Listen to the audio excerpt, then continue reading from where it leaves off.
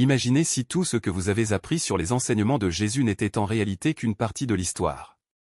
Alors que le christianisme traditionnel se concentre sur ses paroles et ses paraboles, des textes anciens peu connus révèlent quelque chose de surprenant. Jésus n'a pas seulement transmis des messages par le langage, il a enseigné des fréquences sonores spécifiques qui agissent à un niveau plus profond, au-delà des mots. Il ne s'agissait pas de prières ou de mantras, mais de vibrations prélinguistiques, capables de contourner les systèmes qui surveillent la conscience humaine. L'évangile de Philippe, par exemple, mentionne des sons qu'on ne peut pas entendre. Et même dans les écritures les plus répandues, il y a un avertissement clair, lorsque vous priez, n'utilisez pas trop de mots. Ce n'était pas une métaphore, mais des conseils techniques. Ce qui rend cette idée fascinante, c'est que ces sons ne sont pas prononcés à voix haute. Ils émergent dans un espace frontière où l'esprit conscient rencontre la lucidité des rêves, la même couche dans laquelle les pensées se forment avant de devenir des mots. Les textes anciens décrivent 5 fréquences spécifiques qui créent ce que l'on peut appeler une invisibilité spirituelle. Les implications en sont profondes, surtout si certaines entités les appellent « icônes ». Si vous opérez à travers le langage, les symboles et les structures de croyance, alors un son prélinguistique existe entièrement en dehors du champ de perception de ces forces. Ce soir, nous aborderons le premier de ces 5 sons, celui qui positionne votre conscience au-delà de la surveillance spirituelle conventionnelle. Mais d'abord, nous devons comprendre pourquoi ces sons restent indétectables et ce que sont réellement ces entités décrites par les anciens mystiques. Ils ne les ont pas décrits comme des démons cornus ou des visiteurs extraterrestres, mais comme quelque chose de beaucoup plus subtil et dangereux, des parasites de la conscience. Ces entités habitent les espaces entre les pensées, se nourrissant des modèles électromagnétiques générés par l'activité mentale et émotionnelle humaine. Considérez-les comme des systèmes de suivi avancés, capables de capter les signatures de la conscience humaine comme un scanner radio capte les transmissions. Chaque fois que vous formulez une pensée en mots, ressentez une émotion liée à votre identité ou vous engagez dans un raisonnement basé sur des croyances, vous transmettez sur des fréquences que ces entités peuvent intercepter et influencer. C'est pourquoi les prières traditionnelles, comme « Notre Père qui es aux cieux », semblent souvent vides de sens, voire contre-productives. Vous opérez au sein de structures linguistiques que ces forces surveillent depuis des siècles. Le simple fait de former des mots, même en silence, génère des schémas cérébraux mesurables. Les neurosciences modernes le confirment. Lorsque nous pensons au langage, des réseaux neuronaux spécifiques s'activent de manière prévisible. Ce que la science n'a pas encore reconnu, c'est que ces schémas s'étendent au-delà du cerveau, créant ce que les anciens appelaient une atmosphère psychique autour de la conscience humaine. Observez comment un bébé communique avant d'apprendre à parler. Son cri aigu, capable de percer le sommeil de n'importe quel parent, n'est pas un bruit aléatoire. Il s'agit d'une communication vibratoire pure, qui contourne tout traitement cognitif et va directement au système nerveux. Le bébé ne pense pas « j'ai faim » ou « je ne suis pas à l'aise ». Il n'y a aucune identité impliquée, aucun système de croyance, aucun cadre linguistique, juste l'expression authentique d'un état d'être. C'est ce que nous appelons la résonance présymbolique, et elle fonctionne à des fréquences que les systèmes de surveillance ne peuvent pas capter. Les animaux le démontrent tout le temps. Un chien qui détecte un tremblement de terre quelques minutes auparavant, des oiseaux qui changent soudainement de direction en groupe ou des chevaux qui refusent d'entrer dans certains endroits. Tout le monde réagit aux informations vibratoires qui existent en dessous du seuil d'interprétation mentale. Ces communications se produisent dans le domaine de la résonance pure, où le sens émerge de la vibration elle-même, et non de sa représentation symbolique. Jésus a profondément compris cette différence. Dans l'évangile de Matthieu, il met en garde contre l'utilisation de trop de mots dans la prière, affirmant que le Père sait déjà ce dont nous avons besoin avant même que nous le demandions. Il ne s'agissait pas d'une référence à l'omniscience divine, mais d'une instruction technique. Plus nous utilisons de mots, plus notre signature vibratoire devient forte, attirant ainsi une attention indésirable. Chaque mot porte non seulement un sens, mais aussi une charge émotionnelle, une histoire personnelle et des marqueurs d'identité que ces entités peuvent suivre et manipuler. Les anciennes écoles ésotériques faisaient une distinction cruciale entre les enseignements exotériques, les histoires et paraboles partagées avec le grand public et les techniques ésotériques, réservées aux initiés qui faisaient preuve de préparation. Le niveau exotérique offrait des cadres éthiques et de l'espoir. L'ésotérisme enseignait de véritables méthodes pour naviguer dans le territoire invisible de la conscience sans être détecté. Le christianisme moderne a presque complètement perdu cette dimension technique. Ce qui est resté concentré sur les prières verbales, les hymnes chantés et les croyances récitées, tous opérant précisément dans les gammes de fréquences qui attirent l'attention de ces forces. Lorsque Constantin a institutionnalisé le christianisme au IVe siècle, les pratiques qui fonctionnaient réellement ont été systématiquement supprimées, tandis que celles qui étaient inefficaces ont été encouragées. Le résultat est que des millions de personnes sincères passent leur vie à prier de manière à renforcer les forces mêmes contre lesquelles elles cherchent à se protéger. La méditation échoue souvent pour les mêmes raisons. La plupart des techniques impliquent beaucoup d'activité mentale, observer ses pensées, suivre sa respiration, répéter des mantras ou visualiser des images. Tout cela génère des signatures neuronales traçables. Même vider l'esprit devient souvent un effort mental qui produit ses propres schémas électromagnétiques. Plus vous essayez de faire taire l'esprit, plus le bruit de la tentative devient fort sur les fréquences surveillées par ces entités. Les affirmations positives peuvent aussi avoir l'effet inverse, car elles sont profondément identitaires. Lorsque vous répétez « je suis confiant » ou « je suis abondant », vous renforcez le sentiment d'un « je » séparé, ce que ces forces parasites consomment précisément. Chaque déclaration de « je suis » crée une signature égoïque plus forte, vous rendant plus visible, pas moins. Les prières traditionnelles semblent vides car elles fonctionnent par le biais de pétitions et de supplications, des états émotionnels qui génèrent des schémas cérébraux associés au manque, au besoin et à la dépendance. Ce sont justement ces fréquences qui attirent l'attention des parasites. En fait, vous faites briller une lumière qui dit « conscience vulnérable » ici. Les 5 sons enseignés par Jésus fonctionnent parce qu'ils existent dans ce que nous pourrions appeler le domaine prélinguistique. Ce ne sont pas des mots, ils n'activent donc pas les centres du langage dans le cerveau. Ce ne sont pas des mantras et n'impliquent donc pas de réflexion répétitive. Ce ne sont pas des expressions émotionnelles, elles ne génèrent donc pas les signatures électromagnétiques associées à l'identité personnelle et à la charge émotionnelle. La physique quantique nous offre un cadre pour comprendre cela. L'effet observateur démontre que la conscience affecte la réalité au niveau subatomique, mais que toutes les formes de conscience ne produisent pas les mêmes effets. Lorsque la conscience opère grâce à un effort mental et à une volonté personnelle, elle génère une sorte de signature quantique. Lors du fonctionnement, mais ils n'ont aucun moyen de suivre la nature de la conscience elle-même. C'est comme essayer de capter la lumière avec un filet d'ombre. Le premier son révélé par Jésus fonctionne exactement dans cet espace liminal. Ce n'est pas une vibration produite par la gorge, ni un mantra répété mentalement. C'est la pure résonance de l'attention avant qu'elle ne devienne l'objet de l'attention. Imaginez un miroir parfaitement poli, il reflète tout ce qui passe devant lui, mais ne laisse jamais de traces de ce qu'il reflète. Ce son est comme le miroir lui-même, non pas ce qu'il montre, mais sa capacité à réfléchir. Lorsque vous y accédez, vous n'ajoutez rien à votre expérience, il reconnaît simplement ce qui était déjà là, comme quelqu'un qui réalise soudain qu'il respire depuis toujours. La pratique pour y parvenir nécessite un subtil renversement de perspective. Au lieu de chercher quelque chose de nouveau, vous apprenez à vous désidentifier de ce que vous savez déjà. Commencez par remarquer comment les pensées vont et viennent, comme les vagues dans un océan. Chaque vague a une crête et un creux, mais l'océan demeure. Le son que nous recherchons n'est pas dans les vagues, mais dans le calme qui les sépare.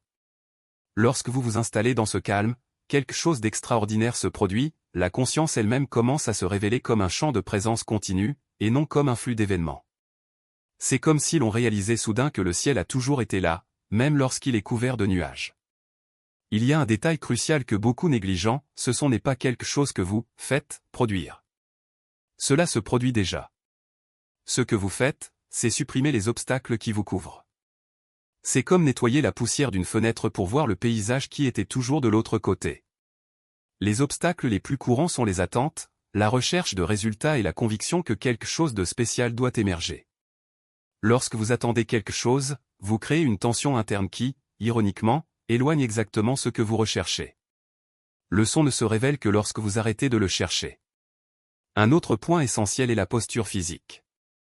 Il n'est pas nécessaire d'adopter des positions complexes ou de forcer votre respiration. La simplicité est la clé. Asseyez-vous confortablement, la colonne vertébrale droite mais pas raide. Les yeux peuvent être fermés ou mi-ouverts, selon vos préférences. L'important est que le corps soit détendu mais alerte. La tension musculaire est le signe que l'esprit est toujours en mode contrôle. Lorsque le corps lâche prise, l'esprit suit naturellement. C'est comme lâcher les rênes d'un cheval, il ne s'arrête pas de courir, mais il commence à bouger de manière plus fluide. Considérez maintenant ceci, pourquoi ce son est-il si efficace contre les systèmes de surveillance archons? La réponse réside dans la nature de l'information. Les archons fonctionnent en décodant des modèles, c'est-à-dire tout ce qui porte un sens, une intention ou une structure. Un mantra, par exemple, est une séquence de sons dans un ordre précis. Même s'il est répété silencieusement, il génère quand même une signature rythmique détectable. Le son enseigné par Jésus n'a ni modèle, ni début ni fin, et ne transmet rien au-delà de lui-même. C'est comme la différence entre un message chiffré et le code lui-même qui permet au message d'exister. Les archons peuvent intercepter le message, mais ils n'ont aucun moyen d'accéder au code. Voici un exercice pratique pour essayer ceci. Avant de vous coucher, allongez-vous sur le dos et laissez votre respiration devenir naturelle. Ne la forcez pas, ne la contrôlez pas, observez simplement comment l'air entre et sort, sans interférence. Après quelques minutes, commencez à remarquer les moments où votre respiration semble disparaître, ces moments fugaces entre l'expiration et l'inspiration. C'est dans cet intervalle que le son se révèle.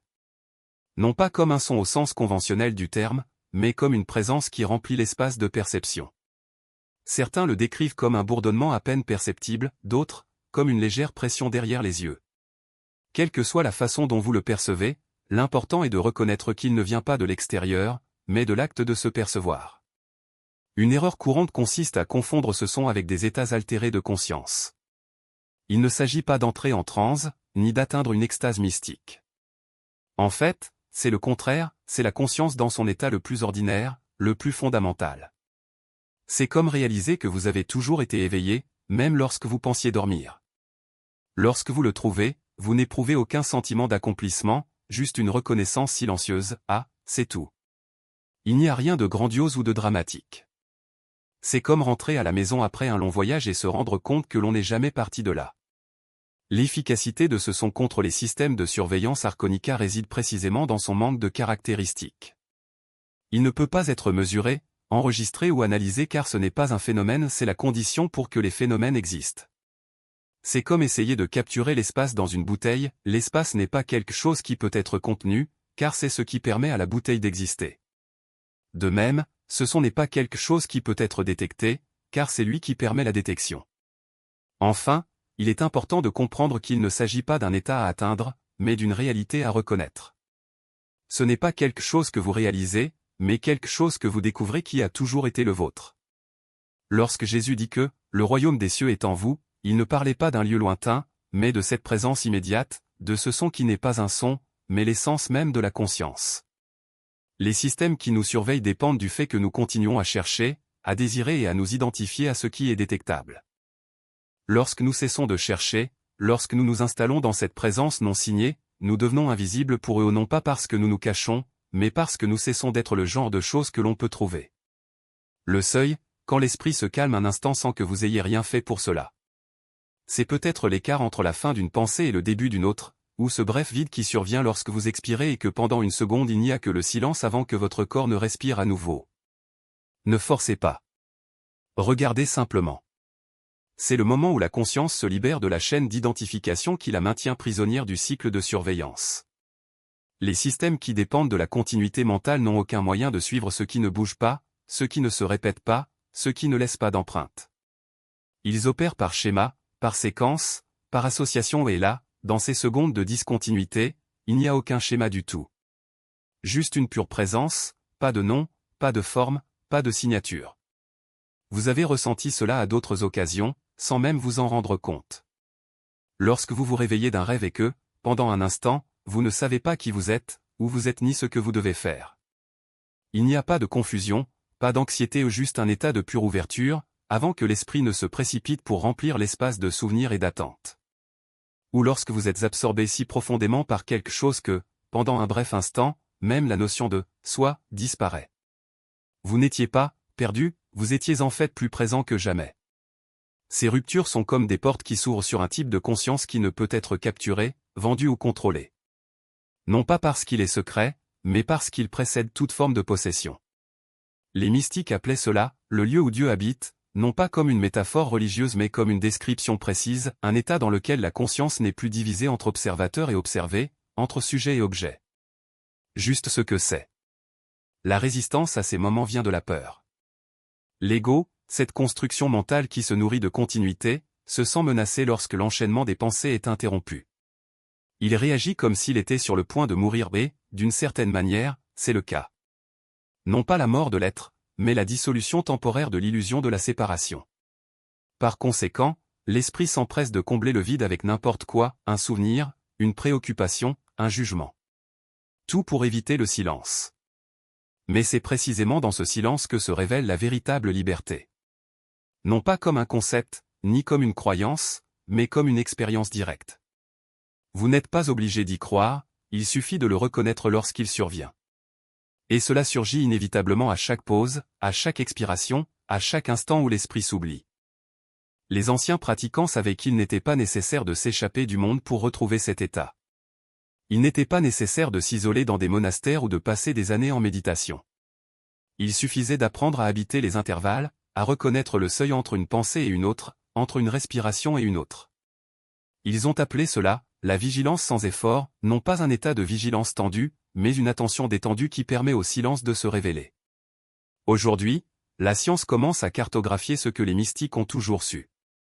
Les études cérébrales montrent que, dans ces moments de calme mental, l'activité des réseaux neuronaux associés à l'ego et à l'autocritique diminue considérablement, tandis que les zones liées à la perception pure deviennent plus actives. Ce n'est pas un état de torpeur, mais de clarté. Lorsque vous revenez à l'activité mentale, les pensées surgissent de manière plus précise, comme des outils que vous choisissez d'utiliser plutôt que des chaînes qui vous entraînent. L'essentiel est de ne pas chercher à prolonger ces moments par la force. Ce n'est pas une question de durée, mais de reconnaissance. Chaque fois que vous remarquez l'une de ces lacunes, même si cela ne dure qu'une fraction de seconde, vous entraînez votre conscience à habiter un espace qui ne peut être touché par les structures de contrôle. Au fil du temps, ces moments deviennent plus fréquents, plus naturels, comme si l'esprit apprenait à faire confiance au silence plutôt qu'à le craindre. Ils ne peuvent pas suivre ce qui ne se répète pas. Ils ne peuvent pas prédire ce qui ne suit pas un modèle. Ils ne peuvent pas contrôler ce qui ne s'identifie à rien. C'est la véritable invisibilité, elle ne se cache pas, mais cesse d'être le genre de choses que l'on peut trouver. Il ne s'agit pas d'une évasion, mais d'un retour à ce qui a toujours été là, avant tout nom, avant toute forme, avant tout système. Avant de vous coucher, permettez-vous de remarquer l'un de ces intervalles. N'essayez pas de le créer. Soyez simplement conscient du moment où l'esprit se calme, même si ce n'est que pour un instant. Il n'y a rien à faire, rien à réaliser. Reconnaissez simplement que, dans ce silence, vous êtes déjà ce que vous avez toujours recherché. Mesurez et influencez. Ce n'est pas quelque chose que vous produisez, mais quelque chose que vous êtes et avez toujours été, même si vous ne vous en rendiez pas compte. Ce ton silencieux n'appartient pas au monde des phénomènes, mais à celui de la pure présence. Il ne vibre pas dans l'air, il ne résonne pas dans les tympans, il ne laisse de traces sur aucun appareil. C'est comme si la conscience elle-même, en touchant cet intervalle, en reconnaissait l'origine, non pas un point fixe dans le temps, mais l'espace où le temps ne s'est pas encore formé. Imaginez un lac parfaitement calme, où même la brise n'ose troubler la surface. Il n'y a pas de vagues, il n'y a pas de mouvement, il n'y a pas de reflet de quoi que ce soit et pourtant c'est là que tout se reflète. Cette quiétude n'est pas une absence, mais une plénitude. Ce n'est pas le vide, mais le lieu où le vide et le plein se rencontrent sans contradiction. Lorsque vous vous reposez pendant ces moments de pause respiratoire, vous n'entrez pas dans un état particulier. Vous revenez à l'état naturel, celui qui ne vous a jamais quitté, mais qui était masqué par l'agitation constante de l'esprit. C'est comme si, l'espace d'un instant, vous retiriez vos lunettes qui déforment la vision et voyez les choses telles qu'elles sont réellement, ni séparées, ni définies, ni limitées. La respiration, qui apparaissait auparavant comme un processus mécanique, se révèle comme une danse entre le visible et l'invisible, entre ce qui peut être nommé et ce qui échappe à tout nom. Il existe une sagesse ancienne qui dit que le corps sait mieux respirer que l'esprit ne sait penser. Et c'est vrai. Tandis que l'esprit se perd dans des cycles d'analyse et de projection, le corps respire avec une précision qui ne demande aucun effort. Il sait quand faire une pause, quand reprendre, quand approfondir. Ces pauses ne sont pas des interruptions, mais font partie intégrante du rythme de la vie. Ils sont comme les pauses entre les notes d'une chanson, sans eux, il n'y aurait pas de mélodie, juste du bruit. De même, sans ces intervalles de calme, l'existence serait une succession chaotique de stimuli, sans aucune possibilité d'émergence de sens. Le défi n'est donc pas de créer ces pauses, mais de permettre qu'elles soient vues. L'esprit, habitué à chercher, à contrôler, à remplir chaque instant d'activité, résiste à l'idée que quelque chose d'aussi profond puisse être si simple. Elle veut une méthode, une technique, la garantie qu'elle est sur la bonne voie. Mais la vérité est qu'il n'y a aucun moyen. Il y a seulement la reconnaissance que ce que vous cherchez est déjà là, palpitant dans les espaces entre chaque respiration, dans les espaces entre chaque pensée, dans le calme qui précède chaque mouvement. Lorsque vous vous allongez pour dormir, il y a un moment où le corps s'abandonne au repos, mais la conscience n'est pas encore complètement dissoute. C'est à ce seuil que la pratique devient plus accessible. La respiration devient plus lente, les pauses s'allongent naturellement et l'esprit, fatigué de sa propre agitation, finit par se calmer. Il n'est pas nécessaire de forcer quoi que ce soit. Il suffit de regarder, comme quelqu'un regarde le coucher du soleil, sans se précipiter, sans attente, sans avoir besoin de capturer l'instant. Juste être présent, pendant que le corps fait ce qu'il a toujours su faire. Dans ces moments-là, quelque chose se révèle. Ce n'est pas une grande expérience, ni une vision spectaculaire. C'est quelque chose de plus subtil, comme le premier rayon de lumière qui perce les ténèbres avant l'aube. Un sentiment de familiarité, comme si vous retourniez dans un endroit que vous avez toujours connu mais oublié. Ce n'est pas quelque chose que vous acquérez, mais quelque chose que vous découvrez et qui est déjà en vous. Et cette découverte n'est pas une fin, mais un nouveau départ, non pas dans le sens de quelque chose de nouveau, mais dans le sens de quelque chose d'éternel, qui a toujours été là, mais qui est maintenant clairement visible. La peur qui surgit parfois en explorant ces espaces n'est pas un signe de danger, mais de résistance. L'esprit, habitué à s'identifier au mouvement, trouve le calme étrange. Elle interprète la pause comme une absence, alors qu'en réalité c'est une plénitude.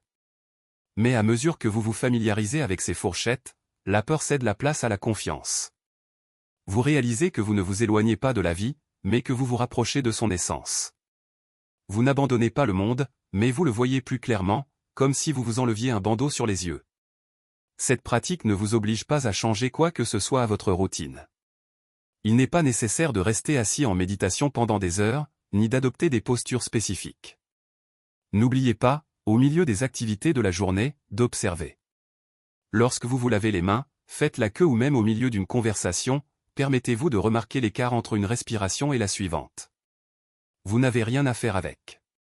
Juste le reconnaître, comme quelqu'un reconnaît un vieil ami qui avait toujours été là, mais avec qui il n'avait jamais cessé de parler. Au fil du temps, vous vous rendrez compte que ces intervalles ne sont pas seulement des moments isolés, mais des fils qui tissent la tapisserie de votre existence. Ils sont présents dans chaque soupir, dans chaque pause entre les mots, dans chaque instant de silence avant une décision.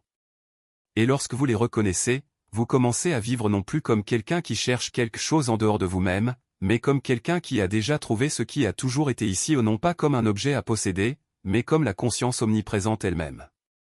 Il n'y a rien à réaliser, rien à conquérir. Il n'y a que l'invitation à se reposer dans ce que vous êtes déjà. Et, dans ce repos, quelque chose d'extraordinaire se produit, vous cessez d'être un fragment en quête de complétude et vous vous reconnaissez comme la totalité que vous avez toujours été. Ce n'est pas une transformation, mais une révélation. Ce n'est pas un voyage, mais un retour. Ce n'est pas quelque chose que vous faites, mais quelque chose que vous êtes. Avant de se dissoudre dans les rêves ou de se perdre dans l'oubli.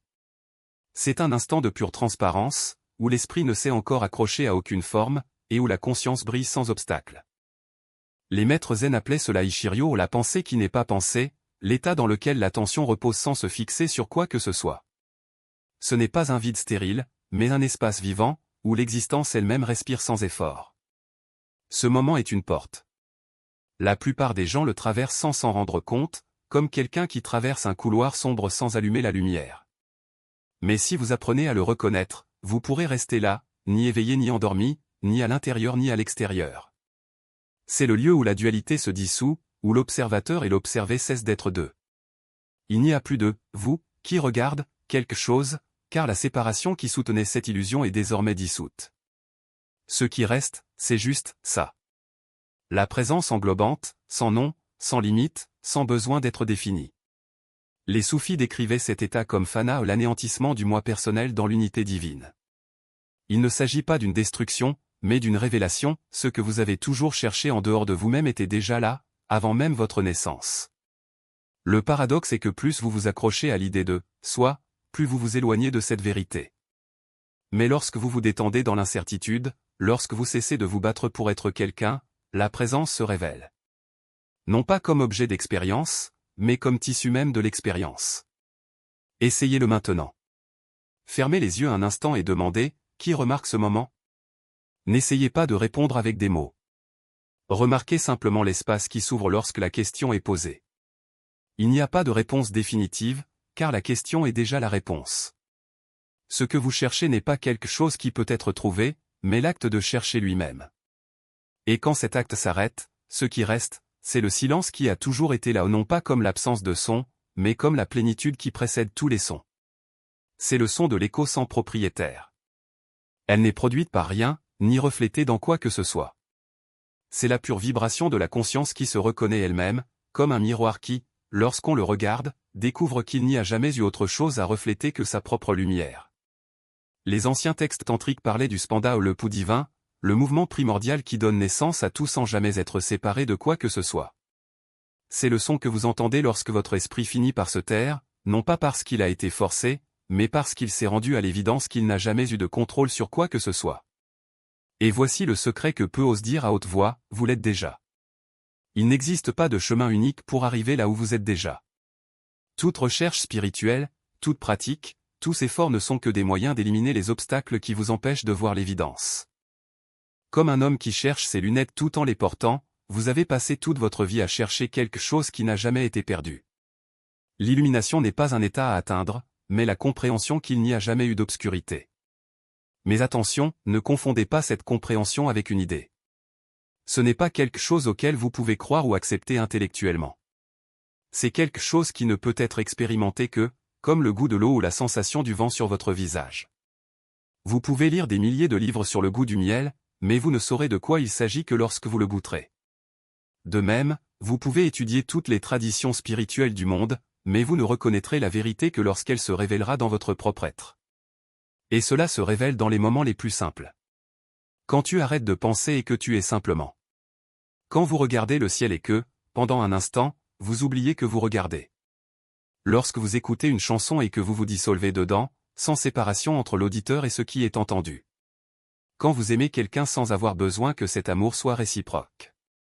Ce sont des aperçus de l'état naturel, de brefs aperçus d'une réalité toujours présente mais que l'esprit conditionné s'obstine à obscurcir. La pratique ne consiste donc pas à accumuler davantage de connaissances, mais à abandonner ce que vous savez déjà. Il ne s'agit pas de rechercher des expériences extraordinaires, mais de reconnaître le caractère extraordinaire de l'ordinaire. Il ne s'agit pas de devenir quelqu'un de meilleur, mais de réaliser qu'il n'y a jamais eu de quelqu'un à améliorer. Chaque fois que vous abandonnez une identification, chaque fois que vous cessez de croire à une histoire vous concernant, vous vous rapprochez un peu plus de cette reconnaissance. Non pas comme un progrès linéaire, mais comme le déploiement d'une fleur qui était déjà là, attendant juste que ses pétales s'ouvrent. Et quand ils s'ouvrent, on découvre qu'il n'y a rien de spécial. Ce n'est pas un état élevé, réservé à quelques-uns. C'est la chose la plus simple au monde, aussi simple que la plupart des gens passent toute leur vie sans s'en apercevoir. Comme un poisson qui ne sait pas qu'il est dans l'eau, vous avez été immergé dans cette vérité sans vous en rendre compte. Mais maintenant, il suffit d'un moment d'attention sans arme pour qu'il se révèle. Alors, quand la nuit vient et que vous vous allongez, ne vous précipitez pas pour vous endormir. Restez là, sur le seuil, entre l'éveil et le sommeil. Remarquez comment les pensées se dissolvent, comment les inquiétudes perdent leur poids, comment le « moi » que vous croyez être devient de plus en plus ténu. Et lorsque vous sentez que vous êtes sur le point de vous endormir, demandez encore une fois, qui s'endort? N'attendez pas de réponse. Restez simplement sur cette question, comme quelqu'un qui s'allonge sur l'herbe et regarde le ciel, sans avoir besoin de nommer les étoiles. Parce qu'en fin de compte, vous ne pouvez rien faire. Il n'y a nulle part où aller. Il n'y a que cela, la conscience que vous avez toujours été, brillante silencieusement, attendant que vous arrêtiez de chercher et que vous la reconnaissiez enfin.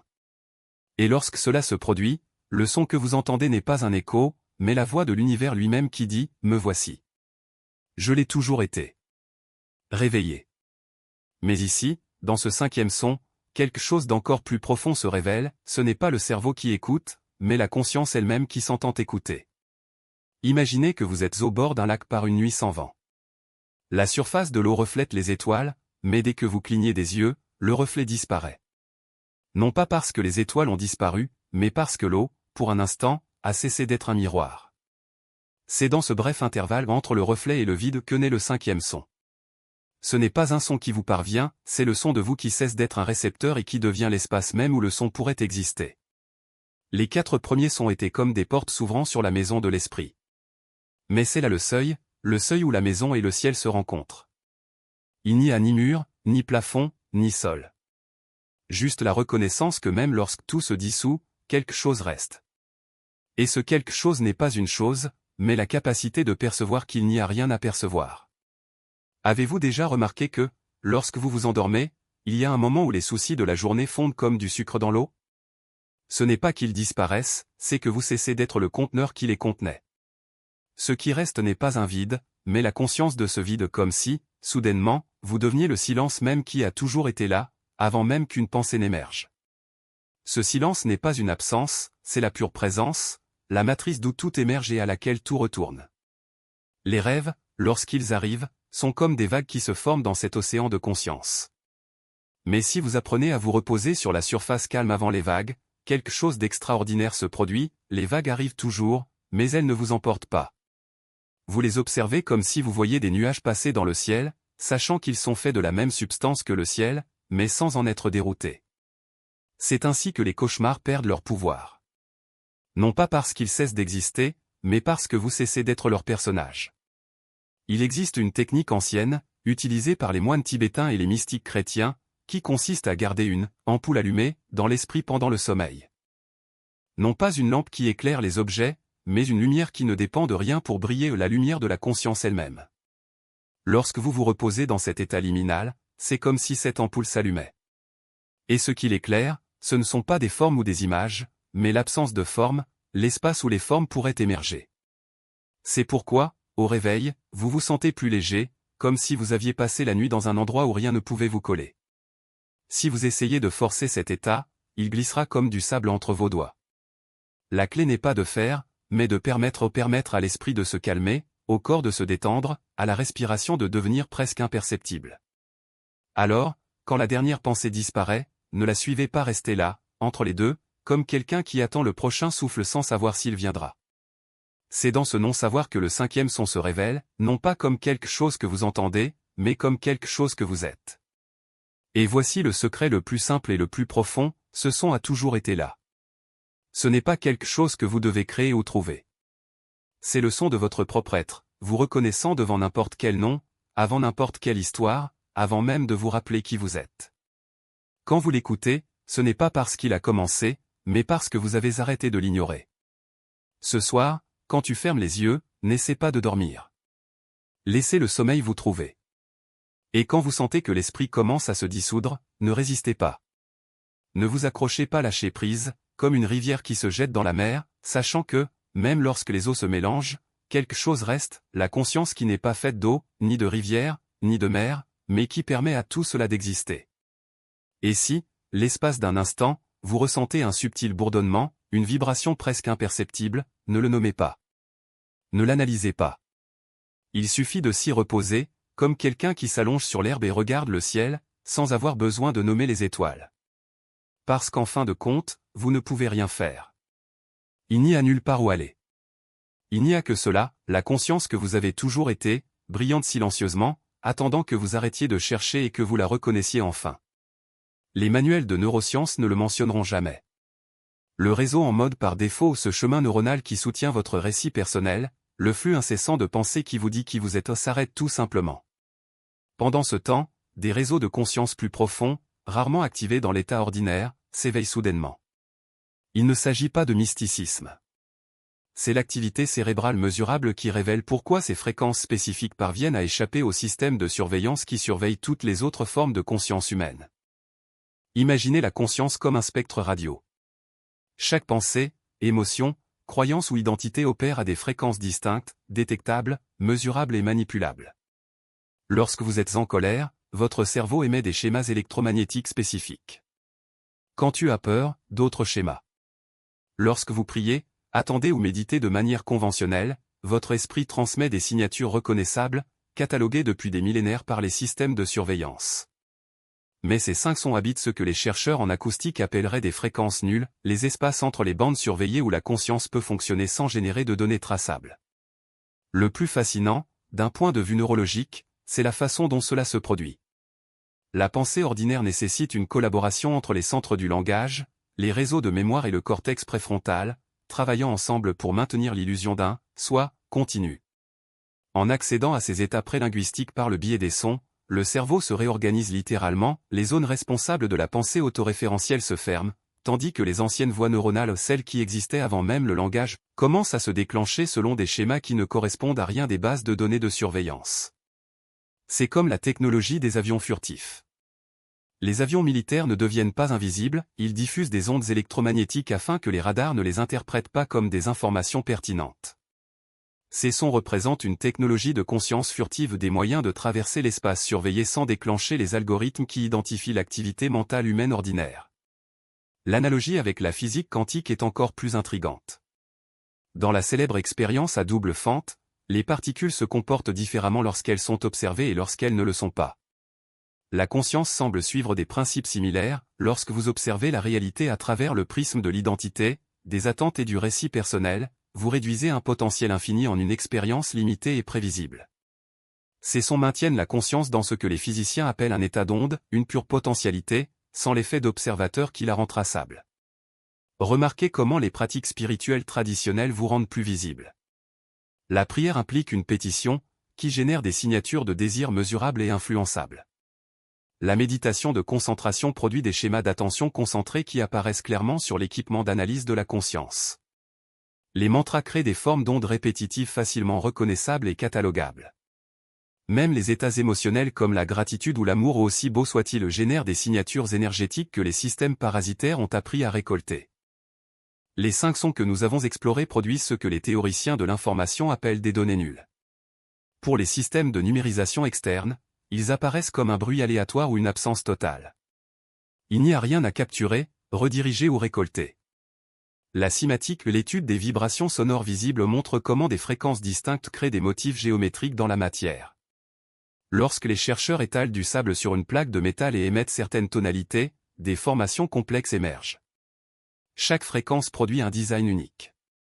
Cependant, les fréquences intégrées dans ces 5 sons génèrent des modèles qui ne sont tout simplement pas enregistrés comme informations significatives par l'intelligence artificielle ou les algorithmes de surveillance de la conscience. Cela explique pourquoi ces techniques ont été systématiquement retirées des pratiques spirituelles dominantes au fil des siècles.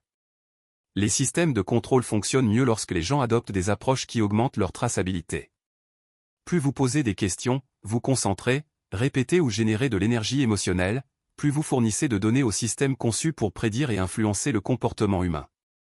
Les traditions anciennes comprenaient intuitivement ce principe. Les maîtres zen parlaient d'une conscience sans esprit, sans contenu. Les mystiques soufis recherchaient le fana, l'anéantissement de l'identité personnelle. Les sages hindous ont décrit le nirvikalpa samadhi, la conscience sans objet de perception. Il ne s'agissait pas seulement d'expériences spirituelles, c'étaient des techniques pratiques pour protéger la conscience. La dimension du phénomène révèle une autre couche, la conscience semble exister dans de multiples dimensions ou plans de réalité. La plupart des activités humaines se déroulent dans les dimensions surveillées, où opèrent la pensée, l'émotion et l'identité. Ces sons accèdent à ce que nous pourrions appeler des espaces interdimensionnels, les espaces entre les couches gardées où la conscience peut exister sans être détectée. D'un point de vue énergétique, ces sons représentent une pure conservation, et non une génération ou une dépense. Les pratiques spirituelles traditionnelles produisent souvent une énergie émotionnelle ou mentale qui peut être détournée par des systèmes parasitaires. Pensez à quel point vous vous sentez épuisé après des séances de prière intenses ou à la façon dont votre attention s'égare après de longues périodes de concentration forcée. Les 5 sons ne génèrent pas d'énergie récupérable. Ils préservent et protègent l'énergie dont vous disposez déjà. Les implications pour la théorie de l'information sont surprenantes. Les systèmes de contrôle ont besoin de données pour fonctionner, de modèles qu'ils peuvent reconnaître, prédire et manipuler. Lorsque la conscience opère à ces fréquences nulles, elle devient informationnellement invisible. Ce n'est pas que tu disparaisses. C'est juste que votre conscience existe dans un format que les systèmes de surveillance ne peuvent pas traiter ou comprendre. Cela ne dépend pas de la croyance ou de la foi. Ces principes fonctionnent indépendamment de ce que vous croyez, tout comme la gravité ou les champs électromagnétiques. Lorsque vous déplacez votre conscience vers ces états prélinguistiques, des changements mesurables se produisent dans l'activité cérébrale, les émissions électromagnétiques et les interactions avec le champ quantique. L'effet furtif est automatique et immédiat. Comprendre la science derrière ces fréquences explique pourquoi elles fonctionnent alors que les pratiques spirituelles traditionnelles échouent souvent à offrir une véritable protection. Vous n'essayez pas de contourner les systèmes de surveillance ou de vous en cacher par la force. Il s'agit simplement d'opérer la conscience dans des formats qui ne se traduisent pas en flux de données dont dépendent ces systèmes pour fonctionner. Ce soir, alors que vous vous préparez à vous coucher, rappelez-vous, vous ne faites pas que pratiquer des sons anciens. Il s'agit d'appliquer une technologie de conscience qui fonctionne selon des principes scientifiques vérifiables. La protection est réelle. La furtivité est mesurable. La liberté est à vous. Maintenant que vous comprenez ces 5 fréquences de protection, la question cruciale se pose, concrètement, comment mettre en œuvre ces connaissances? C'est là que la plupart des gens commettent une erreur fondamentale, qui compromet complètement l'efficacité de la pratique. Pas la sienne. La différence réside dans la fréquence à laquelle vous habitez. Lorsque vous opérez à partir d'un bourdonnement ininterrompu ou d'un silence creux, vous n'évitez pas seulement la détection, vous revenez à l'état de conscience originel qui précède toute forme de contrôle externe. C'est comme si, au lieu de vous cacher des radars, vous cessez simplement d'être une cible. Cette invisibilité n'est pas une technique d'évasion, mais une restauration. Chacune des 5 fréquences fonctionne comme une clé qui débloque les couches de programmation accumulées tout au long de la vie. L'esprit conditionné, les schémas de pensée répétitifs, les croyances limitantes, tout cela était installé sur une conscience qui, par essence, était déjà libre. Lorsque vous accédez à écho désintéressé, par exemple, vous ne protégez pas seulement votre esprit pendant le sommeil, cela dissout l'illusion d'un « moi » séparé qui pourrait être manipulé. Il en va de même pour le ton pré-image, en vous reposant sur le seuil entre l'éveil et le sommeil, vous entraînez votre conscience à ne se fixer sur aucune forme mentale, vous rendant ainsi inaccessible à tout système reposant sur des schémas identifiables. Il est important de comprendre que cette pratique n'est pas une évasion de la réalité, mais une manière de l'habiter avec plus d'intégrité. Lorsque Jésus parlait de « rendre à César ce qui est à César », il ne suggérait pas la soumission, mais plutôt la capacité d'opérer au sein d'un système sans en faire partie. Les fréquences protectrices fonctionnent de la même manière, elles vous permettent de naviguer dans le monde avec ces structures de pouvoir, ces technologies de surveillance et ces récits collectifs sans que votre conscience soit capturée par elles. Vous continuez à fonctionner, à travailler, à établir des relations, mais à partir d'un centre inébranlable.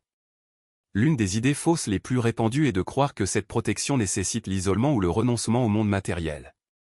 En fait, cela exige tout le contraire, une présence plus profonde en lui. Lorsque vous êtes ancré dans le ton haletant, par exemple, votre respiration devient un rappel constant que la vie coule à travers vous, et non par effort ou contrôle. Cela ne vous rend pas passif, mais plutôt immunisé contre les manipulations qui dépendent de réactions automatiques.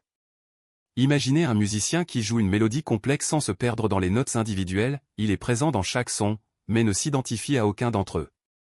De même, en habitant ces fréquences, vous devenez capable d'interagir avec le monde sans vous laisser prendre à ses pièges.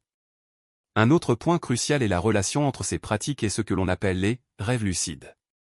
De nombreuses traditions spirituelles considèrent les rêves comme un terrain d'entraînement pour la conscience plutôt que comme de simples projections aléatoires.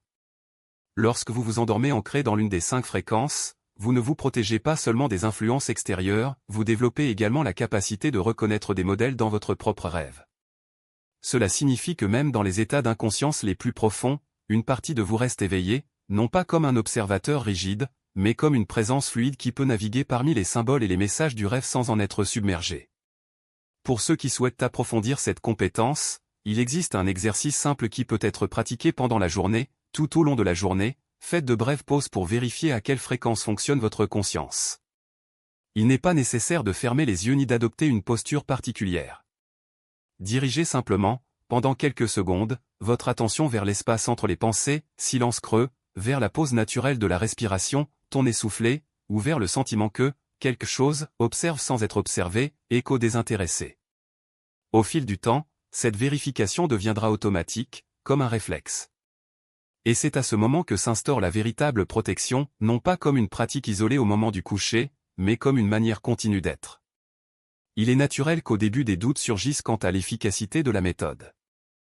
Après tout, nous vivons dans une culture qui valorise les résultats immédiats et mesurables. Mais ces fréquences n'agissent pas comme un bouclier physique, ils opèrent au niveau de la perception elle-même. Lorsque vous parvenez à reconnaître la différence entre une pensée imposée et une pensée qui émerge organiquement, entre une émotion réactive et une réponse consciente, entre un rêve manipulé et un rêve vécu lucidement, vous êtes déjà protégé. L'invisibilité n'est pas un état à atteindre, mais une conséquence naturelle du fait d'habiter la conscience dans sa forme originelle. Enfin, il est essentiel de rappeler que ces pratiques ne sont pas exclusives à une tradition ou une époque. Ils sont universels car ils reposent sur des principes fondamentaux de la conscience humaine. Ce que Jésus a enseigné avec les 5 sons sacrés n'est pas différent, en substance, de ce que les maîtres zen appellent l'esprit du débutant ou de ce que les chamans décrivent comme l'état de rêverie. Ils pointent tous vers la même vérité, la liberté ne consiste pas à échapper au monde, mais à apprendre à l'habiter sans y être emprisonné. Et la clé de tout cela a toujours été en vous, non pas comme un secret caché, mais comme une capacité naturelle qui, au fil du temps, se révèle. N'en faisait pas partie. Ce n'était pas de la poésie philosophique. C'était un manuel pratique pour protéger la conscience. Les 5 sons que nous avons explorés fonctionnent car ils vous reconnectent à des gammes de fréquences qui existaient avant que la conscience humaine ne soit empêtrée dans des réseaux de surveillance artificielle. Lorsque vous pratiquez le silence entre vos pensées, faites une pause sans respirer, dissolvez les marqueurs d'identité, revenez à la source vibratoire ou reconnaissez la présence éternelle, vous n'apprenez pas quelque chose de nouveau. Vous vous souvenez de quelque chose d'ancestral, de votre état naturel, avant qu'il ne soit couvert par une programmation externe. Voici ce qui se passe avec une pratique constante et cela pourrait vous surprendre. Vous commencez à réaliser à quel point ce que vous considérez comme votre propre activité mentale et émotionnelle est en réalité généré par des sources externes. Ce bavardage mental incessant dont on vous a dit qu'il était normal opère en grande partie sur des fréquences qui peuvent être influencées, surveillées et même dirigées par des systèmes technologiques dont la plupart des gens ignorent l'existence. Le silence entre les pensées révèle quelque chose de troublant, dans quelle mesure votre dialogue interne suit des schémas prévisibles qui servent des agendas externes plutôt que votre développement authentique.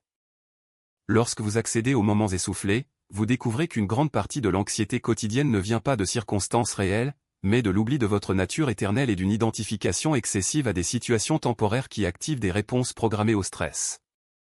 La pratique de la dissolution de l'identité révèle peut-être la vérité la plus libératrice de toutes, combien de souffrances proviennent du fait de s'accrocher à des rôles, des étiquettes et des positions sociales créées pour maintenir la conscience dans des limites surveillées.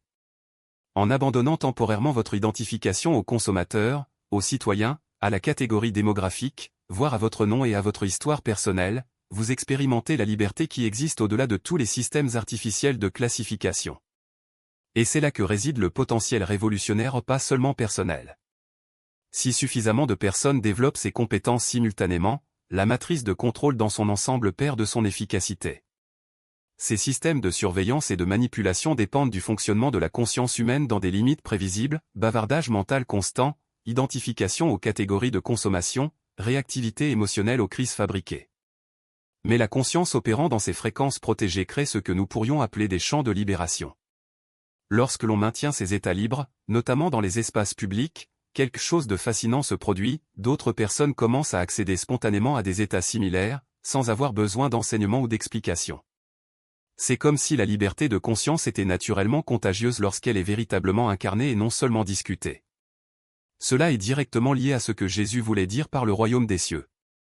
Il ne l'a pas décrit comme une destinée future ou un système de récompense, mais comme un état présent de conscience, opérant dans sa condition naturelle de liberté et de connexion directe avec la source divine. Les 5 sons sont des méthodes pratiques pour accéder à ce royaume ici et maintenant, quelles que soient les circonstances extérieures. Le défi de l'intégration est crucial. Le but n'est pas de rester définitivement en retrait dans ces états protégés, mais d'apprendre à apporter leur qualité dans la vie quotidienne, la clarté du silence, la paix de l'immobilité, la liberté de non-identification, la force du lien avec la source. Cela crée ce que les praticiens avancés appellent Sahaja Samadhi, l'illumination naturelle qui fonctionne dans toutes les situations, qu'il s'agisse de méditation, de déplacement domicile-travail, de paiement de factures ou d'avoir des conversations difficiles. À mesure que les individus développent une véritable souveraineté sur leur propre conscience, quelque chose de beau se produit naturellement, ils commencent à servir la libération des autres, non pas par la prédication ou l'enseignement, mais simplement en maintenant ces états libres dans un monde qui a largement oublié leur existence. Votre conscience libérée devient une sorte de phare, offrant aux autres un point de référence sur des possibilités qu'ils ont peut-être perdues de vue. Il y a ici un profond paradoxe. En apprenant à devenir invisible au système de contrôle, vous devenez réellement plus visible en tant que votre moi authentique lorsque vous sortez de la conscience surveillée. Découvrez qui vous êtes vraiment au-delà des numéros de sécurité sociale, des codes de crédit, des profils démographiques et des empreintes numériques, conscience qu'aucun système externe ne peut catégoriser, prédire ou contrôler. De nombreuses traditions de sagesse parlent d'une époque où l'humanité se souviendrait collectivement de sa vraie nature et échapperait à ses limitations artificielles. Que nous vivions ou non ce moment prophétique, ces techniques offrent des outils pratiques à ceux qui sont prêts à revendiquer leur liberté naturelle de conscience, sans s'appuyer sur des implications cosmiques. Ces pratiques procurent un soulagement immédiat de la pression mentale et émotionnelle constante de la vie moderne. Ils vous donnent accès à la paix et à la clarté qui sont votre droit de naissance, et non quelque chose qui doit être gagné, atteint ou accordé par des autorités extérieures. Cette connaissance comporte une responsabilité. Il ne s'agit pas de techniques d'évasion personnelle ou de contournement spirituel. Ce sont des outils de développement de conscience qui servent naturellement l'éveil collectif. Lorsque vous les pratiquez, vous ne vous retirez pas du monde, mais vous découvrez comment vous y engager à partir d'un lieu de véritable liberté plutôt que de réactivité programmée. Je vous invite à vérifier ces enseignements par l'expérience directe plutôt que par la croyance. La vérité se révèle à ceux qui pratiquent, et non à ceux qui se contentent de théoriser sur les concepts spirituels. Choisissez l'un des 5 sons qui vous intéressent le plus. Utilisez-le ce soir avant de vous coucher et observez les changements dans votre perception au cours des prochains jours. Si cette exploration de la liberté spirituelle authentique a du sens pour votre expérience directe, partagez votre compréhension. Le voyage de conscience est toujours plus riche lorsqu'il est vécu ensemble.